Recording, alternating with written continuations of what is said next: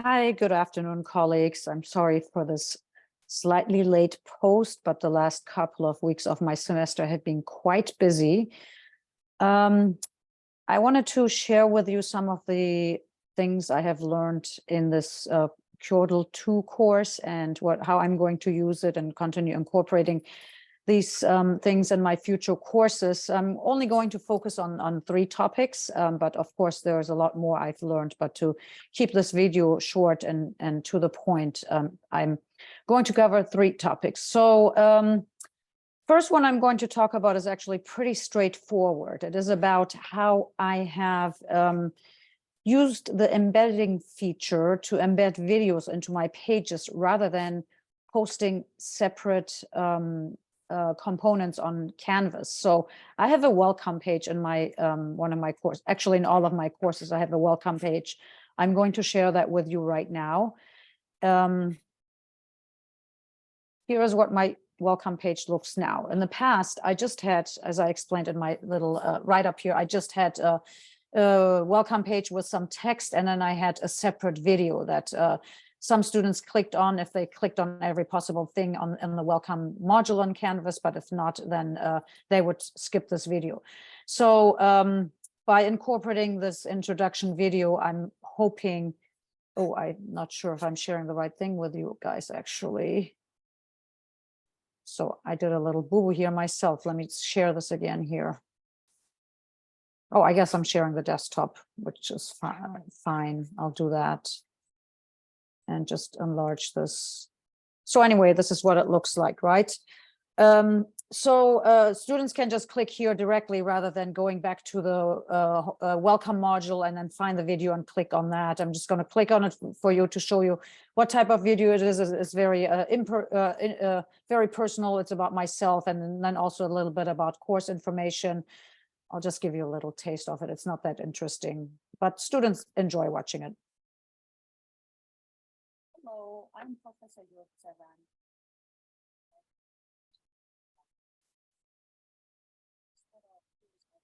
Okay, that's enough. I don't like watching myself on video. Stop sharing here. So the next thing that I have done is, I've been doing this for a while, but I change my strategy slowly, and there's still a lot of work that needs to be done. I use a lot of external videos besides my lectures because I think sometimes it's interesting to have other people talk about certain topics, and people that maybe don't look like me, people that don't sound like me, people that don't identify with the way I identify, because students identify with all kinds of different diverse backgrounds and so forth. So I think it's really important to show students a variety of individuals that talk or present to them about the topics they're learning about in a course. I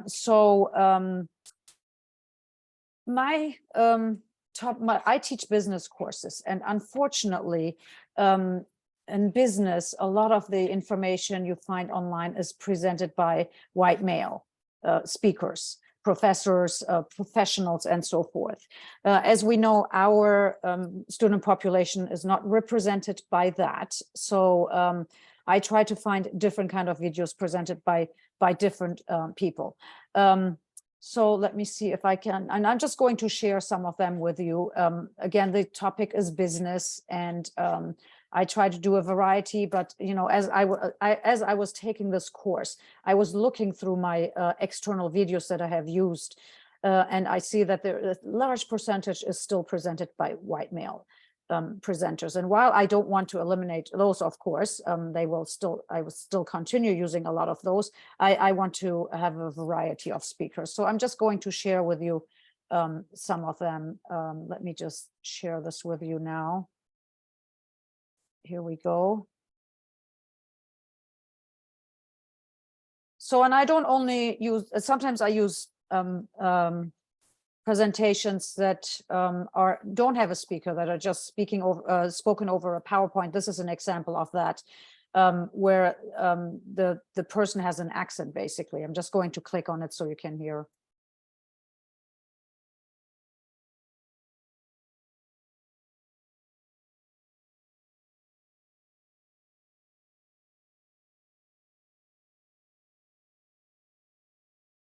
So that's one of them without a speaker. Here's a presentation about the European Union. The story begins at the end of World War II as the European continent lies devastated, leaving the United States and the USSR as the two major world powers. Their growing rivalry marks the beginning of the Cold War. While the So there's another example of a video where you don't see the speaker, but the speaker does have a foreign accent, which I think a lot of our students would identify with, right? Here's another one.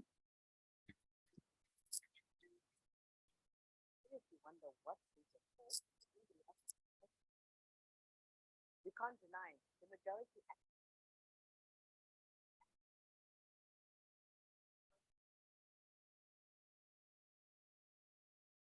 Negotiations are what the WTO is really about. What better place than to meet the boss at the negotiating table? Well, great choice of venue, by the way. The World Trade Organization is the place where countries come, talk about trade, negotiate trade. So here's this interviewee from a diverse background, being a female one interviewed by a male with a diverse background as well, right? So here's another one.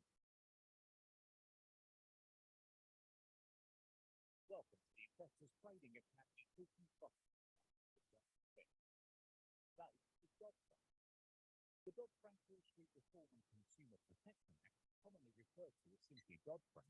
So obviously this is an example of a white male speaker, which is also part of our student body and the business world. So this is one that is just also very well done, and I intend to keep that one. Oh, here's another one, the female speaker. From scratch, but you don't have any network, maybe not even a product or a service. Well, this can be very scary if you don't know what to do. But this is Noelle, and I'm going to tell you exactly how to start your very own business from scratch. Okay, and here's one more, a female.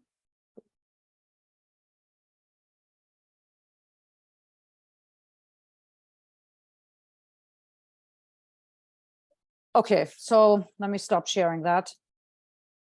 And I do get good views on those videos from my students. So, and I think they appreciate that I have diverse presenters. And as I said, I do still have to do work. I have a lot of work to do to add more diverse speakers to my presentations. And that'll be a work in progress throughout this year and the rest of the year.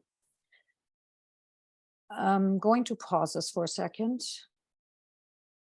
So lastly, I want to share with you an assignment that I do in my international business class that I have actually been using for many years. And I have changed it, shuffled it, rearranged it.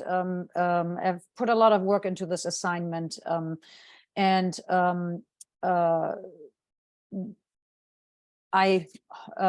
hoping it helps students get a clear understanding what is expected by being clear and concise. And I want to emphasize concise because I have experienced that as well. Sometimes you want to do something, you take an online course, and I'm not talking about this one, just other courses or other endeavors you're doing online. And there are all these really, really long instructions. They go way into detail and they lose the student, right?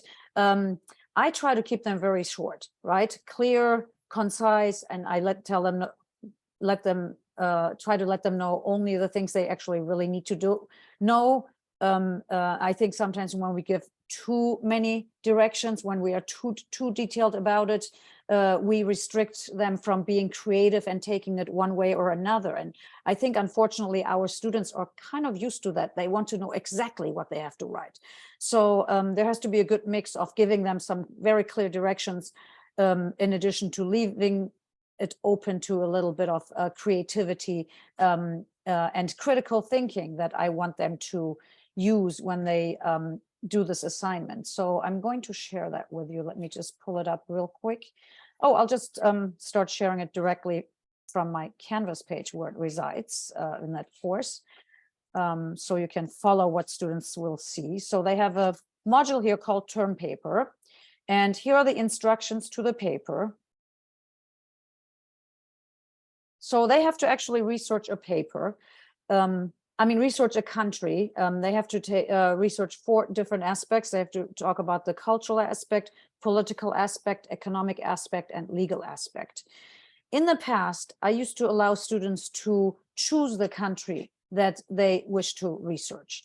Well, a lot of our students come from different countries, or they're first-generation immigrants or second-generation immigrants, and they already know a lot about a different country.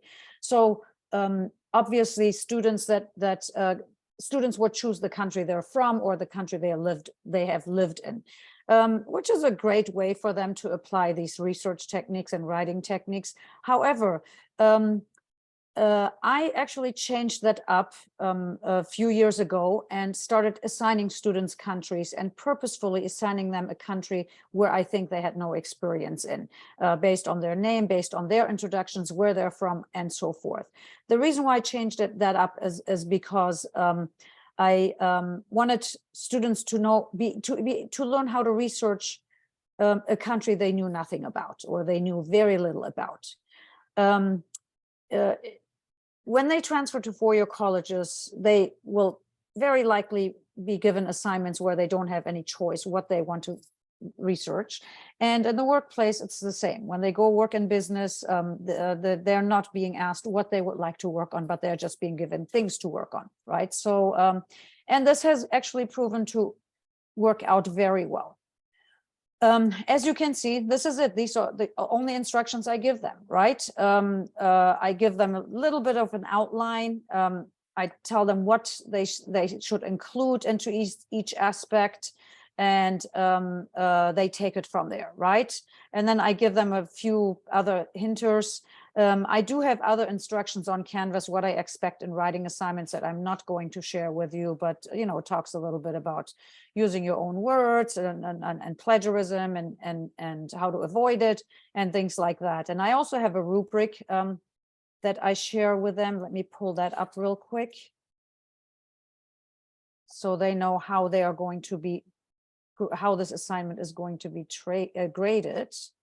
Let me just open it up and share that with you.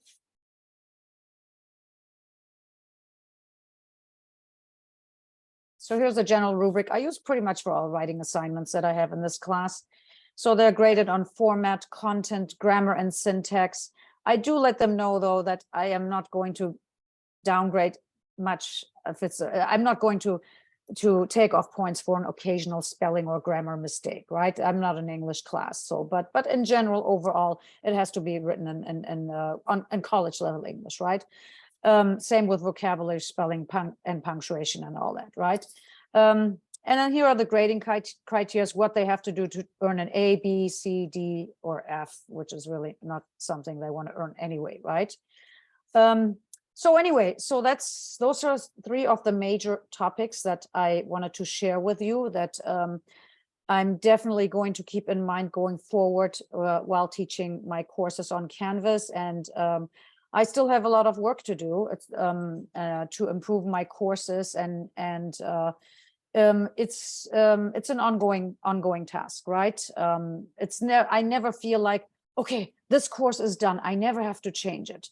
I actually change my courses every semester, even if it's just a little bit, even 10% or just 5% of the course. I change up the assignments because sometimes I get bored reading the same assignments year after year after year, right? And then sometimes there are just new developments in industry, or new some current events that we can cover, that I can create assignments based around those, and makes it more interesting and more relevant, and that students can relate to it, right?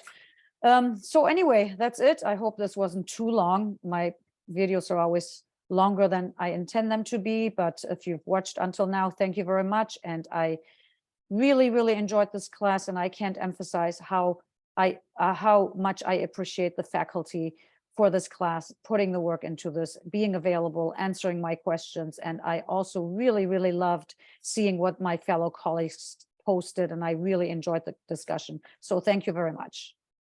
And have a great summer.